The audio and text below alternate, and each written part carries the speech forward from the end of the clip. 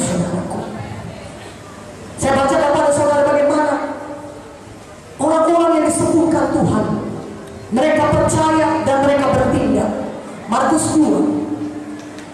2 saudaraku yang kekasih dalam nama Yesus. Markus 2 ayat 1 sampai 12. Nanti saudara bisa baca di rumah ini. Mari kita baca sama-sama. Yang siap katakan amin. Amin. Ayat 1 sampai ayat 5 kita baca sama-sama. 1, 2, 3. Kemudian sesudah lewat beberapa hari, waktu Yesus datang lagi.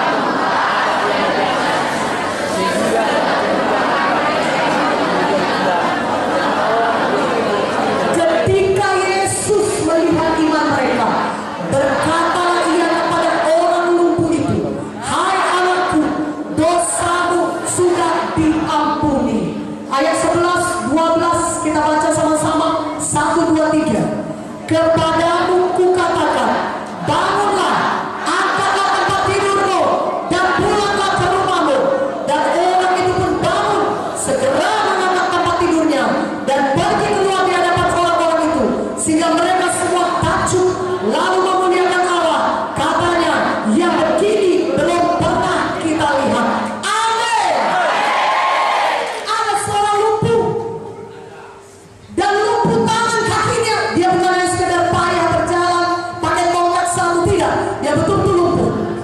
dia tidak bisa menggerakkan badannya sama sekali. Dia perlu bantuan orang lain hanya untuk menggerakkan sedikit dari tubuhnya. Saudara, tapi satu hal, orang lumpuh ini punya iman. Makanya dia mengajak 4 orang teman yang berkata, hai teman, mari angkat aku, bawa aku kepada Yesus. Aku percaya Yesus bisa menyembuhkanku. Walaupun tubuhku ini sudah begini, tidak bisa bergerak sama sekali. Orang-orang berkata kepadaku, sudahlah, menyerah saja, terima sajalah nasib. Lihatlah tubuhmu bergerak sedikit pun tidak bisa, menggerakkan tangan kaki pun tidak bisa. Sudahlah, terima saja. Aku percaya Yesus bisa menyembuhkanku. Haleluya. Dia punya iman, dan keempat orang temannya itu sama-sama punya iman. Maka mereka pergi ke tempat Yesus berada. Yesus berkhotbah di satu rumah. Mereka cari di mana Yesus. Saudara dapat bayangkan orang lumpuh ini punya iman. Dia tidak malu. Mungkin di tengah jalan banyak orang berjumpa dengan dia, berkata, ngapain, mau kemana, ngomong-ngomong orang, aku mau pergi ke tempat Yesus. Yesus bisa menyembuhkan kau. Aduh, sudahlah, malu-maluin aja, udah banyak dokter kau datangi gak sembuh juga. Sudah, gak usah, masa didoa-doakan begitu bisa sembuh. Mungkin banyak orang berkata demikian, tapi satu perkara, orang lumpuh ini tetap punya iman. Walaupun mungkin banyak halangan ejekan, tapi dia tetap datang kepada Yesus. Kenapa? Karena dia punya iman. Dia percaya Yesus bisa menyembuhkannya. Iman adalah percaya kepada firman Tuhan. Katakan amin. Haleluya. Maka sampai mereka di tempat di mana Yesus berada. Oh, seperti tempat ini saudara, tidak bisa masuk dari belakang, karena seperti di sini sudah penuh. Katakan amin. Mereka coba masuk dari pintu, gak bisa. Masuk dari jendela, gak bisa. Tapi begitu pun kalau mereka punya iman, iman mereka adalah iman yang tidak mau menyerah. Mereka buka atap, mereka turunkan teman mereka tepat di depan Yesus. Ayat 5 berkata, ketika Yesus melihat iman mereka. Saya ulangi, ketika Yesus melihat iman mereka. Jadi iman harus dapat dilihat. Mana amin? Artinya iman saudara harus ditindakan. Katakan amin.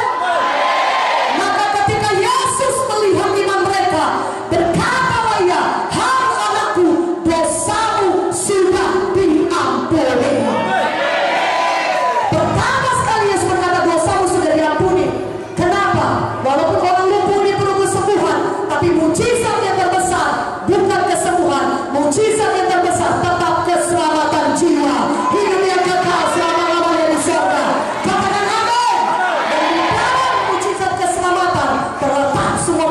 Tuhan yang lain. Dan ketika Tuhan melihat iman mereka, kenapa? Karena orang lumpuh ini berpindah. Dia tidak diam di rumahnya dan berkata, biarlah aku mati saja. Kalau demikian tinggal tubuhku ini gak bisa bergerak, aku terima nasib.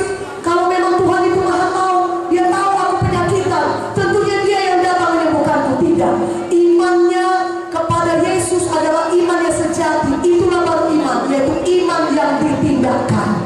Dia pergi, dia mencari Yesus, dan tidak bisa masuk dari pintu, tidak masuk dari jendela. Dia buka atap, dia turunkan dirinya pas di depan Yesus. Maka ketika Yesus melihat dia, dosamu sudah diampuni. Dan kemudian Tuhan Yesus berkata, bangunlah, angkat tempat tidurmu, pulang ke rumahmu. Orang lumpuh ingin bertindak, dia bangun, dia angkat tilangnya, dia pulang ke rumahnya, dia sembuh, dia mengalami mukjizat Tuhan. Berikan kemuliaan bagi nama Tuhan. Haleluya. Yakobus 2:26 berkata, iman tanpa tindakan adalah mati.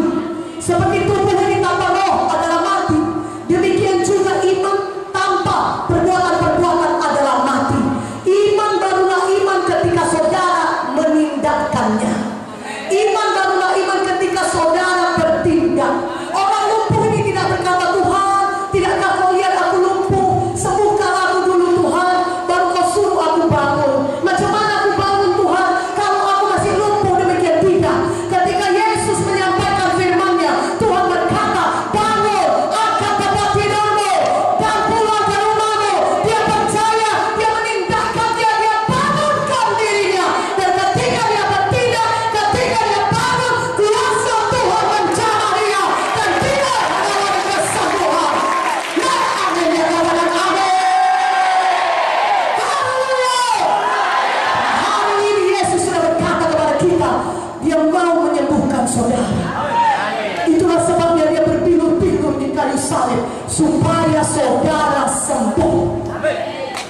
Penyakit saudara sudah selesai ditanggung Yesus di kayu salib. Dia menderita begitu berat supaya saudara sembuh. Luka-luka di punggung ditanggungkan Yesus, supaya oleh pilur-pilurnya itu, supaya oleh luka-luka di punggungnya itu, saudara yang sakit tidak perlu sakit lagi, tapi bisa mengalami kesembuhan daripada